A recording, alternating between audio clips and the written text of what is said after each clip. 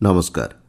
आकाशवाणी कटक आंचलिक संवाद पढ़ुछंती मलय रंजन मिश्र। प्रधानमंत्री नरेंद्र मोदी आज पूर्वाह्न 11टारे आकाशवाणी मन की बात कार्यक्रम देशवासी भाव विनिमय करेंगे। यह हेब मन की बात कार्यक्रम 123तम संस्करण। मन की बात कार्यक्रम आकाशवाणी और दूरदर्शन समस्त केन्द्र, आकाशवाणी संवाद website, news on AIR mobile आप उपलब्ध हेब। आकाशवाणी संवाद, डीडी न्यूज, पीएमओ और सूचना और प्रसारण मंत्रालय यूट्यूब चैनल रे मन की बात कार्यक्रम लाइव स्ट्रीमिंग हेब।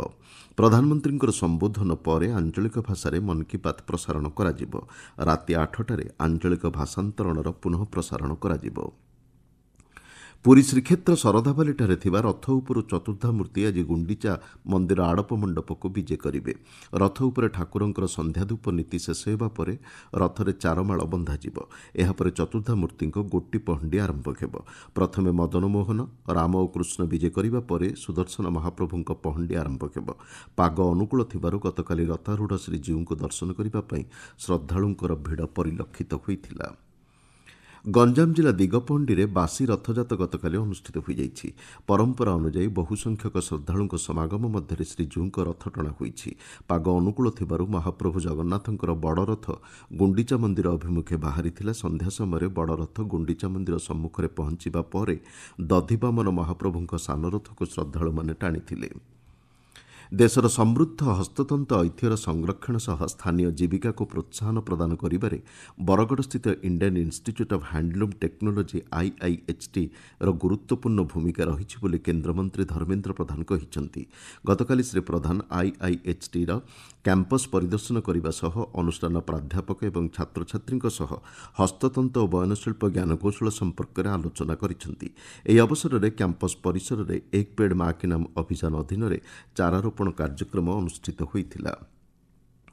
ପୁରୀ ଜିଲ୍ଲା ପିପିଲିର ତାରକାଜ ନିକଟରେ ଗତ ସନ୍ଧ୍ୟାରେ ସଡ଼କ ଦୁର୍ଘଟଣାରେ 3 ଜଣ ଯୁବତୀଙ୍କର ମୃତ୍ୟୁ ହୋଇଛି। ଘଟଣାରେ ମୁଖ୍ୟମନ୍ତ୍ରୀ ମୋହନ ଚରଣ ମାଝୀ ଗଭୀର ଶୋକ ପ୍ରକାଶ କରିଛନ୍ତି। ମୃତକଙ୍କ ଆତ୍ମୀୟ ପରିଜନଙ୍କ ପାଇଁ ମୁଖ୍ୟମନ୍ତ୍ରୀ ରିଲିଫ୍ ପାଣ୍ଠିରୁ 4 ଲକ୍ଷ ଟଙ୍କା ଲେଖାଏଁ ଅନୁକମ୍ପାମୂଳକ ସହାୟତା ରାଶି ଘୋଷଣା କରାଯାଇଛି। ବିଦ୍ୟାଳୟଗୁଡ଼ିକରେ ପାଠପଢ଼ା ଏବଂ ଆନୁଷଙ୍ଗିକ ବ୍ୟବସ୍ଥାର ନିୟମିତ ସମୀକ୍ଷା କରିବା ନେଇ ପ୍ରାଥମିକ ଶିକ୍ଷା ନିର୍ଦ୍ଦେଶାଳୟ ପକ୍ଷରୁ ଗୁରୁତ୍ୱ ପ୍ରଦାନ କରାଯାଇଛି। ବିଦ୍ୟାଳୟ ପରିଦର୍ଶନକୁ ବ୍ୟାପକ କରିବାକୁ ଜିଲ୍ଲା ଶିକ୍ଷା ଅଧିକାରୀଙ୍କୁ ନିର୍ଦ୍ଦେଶ ଦିଆଯାଇଛି। ଶିକ୍ଷକଙ୍କ ସମୟାନୁବର୍ତ୍ତୀ ଉପସ୍ଥାନ, ମଧ୍ୟାହ୍ନ ଭୋଜନ ଗୁଣବତ୍ତା, ଶୃଙ୍ଖଳିତ ପାଠପଢ଼ା ନେଇ ଯାଞ୍ଚ କରିବାକୁ କୁହାଯାଇଛି। ଏ ସଂକ୍ରାନ୍ତ ରିପୋର୍ଟ ନିର୍ଦ୍ଦେଶାଳୟରେ ଦାଖଲ କରିବାକୁ ଜିଲ୍ଲା ଶିକ୍ଷା ଅଧିକାରୀଙ୍କୁ କୁହାଯାଇଛି। ରାଜ୍ୟ ବିଜେପି ସଭାପତି ନିର୍ବାଚନ ପ୍ରକ୍ରିୟା ଆଜିଠାରୁ ଆରମ୍ଭ ହେଉଛି। ଏନେଇ ଦଳର ରାଜ୍ୟ ନିର୍ବାଚନ ଅଧିକାରୀ ତଥା ସାଂସଦ ପ୍ରତାପ ଷଡ଼ଙ୍ଗୀ ସୂଚନା ଦେଇଛନ୍ତି। ଜୁଲାଇ 1 ତାରିଖ ସୁଦ୍ଧା ରାଜ୍ୟର ସାଂଗଠନିକ ନିର୍ବାଚନ ପ୍ରକ୍ରିୟା ଶେଷ ପାଇଁ ନିଷ୍ପତ୍ତି ହୋଇଛି। ବିହାର ସାଂସଦ ସଞ୍ଜୟ ଜୟସ୍ୱାଲଙ୍କ ନିର୍ବାଚନ ପର୍ଯ୍ୟବେକ୍ଷକ ଭାବରେ ନିଯୁକ୍ତ କରାଯାଇଥିବା ଶ୍ରୀ ଷଡ଼ଙ୍ଗୀ କହିଛନ୍ତି। 19ତମ ପରିସଂଖ୍ୟାନ ଦିବସ ଆଜି ସମଗ୍ର ଦେଶରେ ପାଳନ କରାଯାଉଛି। ଜାତୀୟ ବିକାଶ ସମ୍ପର୍କିତ ସାମାଜିକ ଅର୍ଥନୈତିକ ଯୋଜନା ଏବଂ ନୀତି ପ୍ରଣୟନରେ ପରିସଂଖ୍ୟାନର ଗୁରୁତ୍ୱ ନେଇ ସଚେତନତା ସୃଷ୍ଟି କରିବା ଏହି ଦିବସ ପାଳନର ମୁଖ୍ୟ ଉଦ୍ଦେଶ୍ୟ। 2007 ମସିହାରୁ ପ୍ରତିବର୍ଷ ଜୁନ୍ 19 ତାରିଖରେ ଏହି ଦିବସ ପାଳିତ ହୋଇଆସୁଛି। ଚଳିତ ବର୍ଷର ବିଷୟବସ୍ତୁ ରହିଛି ଜାତୀୟ ନମୁନା ସର୍ବେକ୍ଷଣର 75 ବର୍ଷ। ଏହି ଅବସରରେ ପରିସଂଖ୍ୟାନ ଏବଂ କାର୍ଯ୍ୟକ୍ରମ କାର୍ଯ୍ୟାନ୍ୱୟନ ମନ୍ତ୍ରଣାଳୟ ପକ୍ଷରୁ ନୂଆଦିଲ୍ଲୀଠାରେ ଏକ ସ୍ୱତନ୍ତ୍ର କାର୍ଯ୍ୟକ୍ରମର ଆୟୋଜନ କରାଯାଇଛି। ଯାଜପୁର ଜିଲ୍ଲାରେ ଆସନ୍ତା ମାସ ପହିଲାରୁ ସମସ୍ତ ହୋଟେଲ ଏବଂ ରାସ୍ତାକଡ଼ ଖାଦ୍ୟ ବିକ୍ରୟ ଦୋକାନ ଖୋଲିବା ନେଇ ଜିଲ୍ଲା ପ୍ରଶାସନ ପକ୍ଷରୁ ମାର୍ଗଦର୍ଶିକା ଜାରି କରାଯାଇଛି। ଏହାର କଡ଼ାକଡ଼ି ପାଳନ ନେଇ ଜିଲ୍ଲା ପ୍ରଶାସନ ପକ୍ଷରୁ ପଦକ୍ଷେପ ଗ୍ରହଣ କରାଯାଇଛି। ଜିଲ୍ଲାପାଳ ପି ଅନ୍ମେଷା ରେଡ୍ଡି ଏ ସଂକ୍ରାନ୍ତ ନିର୍ଦ୍ଦେଶନାମା ଜାରି କରିଛନ୍ତି। ଗଞ୍ଜାମ ଜିଲ୍ଲା କୁକୁଡ଼ାଖଣ୍ଡି ବ୍ଲକ ରାଇଝୋଳ ଗ୍ରାମ ପ୍ରକଳ୍ପ ଉଚ୍ଚ ପ୍ରାଥମିକ ବିଦ୍ୟାଳୟରେ ଘରଚଟିଆ ସୁରକ୍ଷା ଅଭିଯାନ ଅନୁଷ୍ଠିତ ହୋଇଯାଇଛି।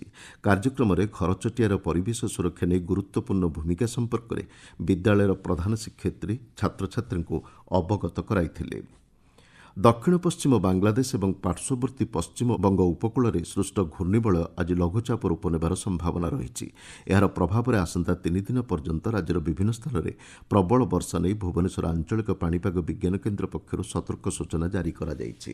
ଆଞ୍ଚଳିକ ସମ୍ବାଦ ବର୍ତ୍ତମାନ ପାଇଁ ଏତିକିରେ ଶେଷ ହେଲା। ଆମର ପରବର୍ତ୍ତୀ ଆଞ୍ଚଳିକ ସମ୍ବାଦ ଶୁଣିପାରିବେ ଅପରାହ୍ନ 2ଟା 32 ମିନିଟ୍ରେ।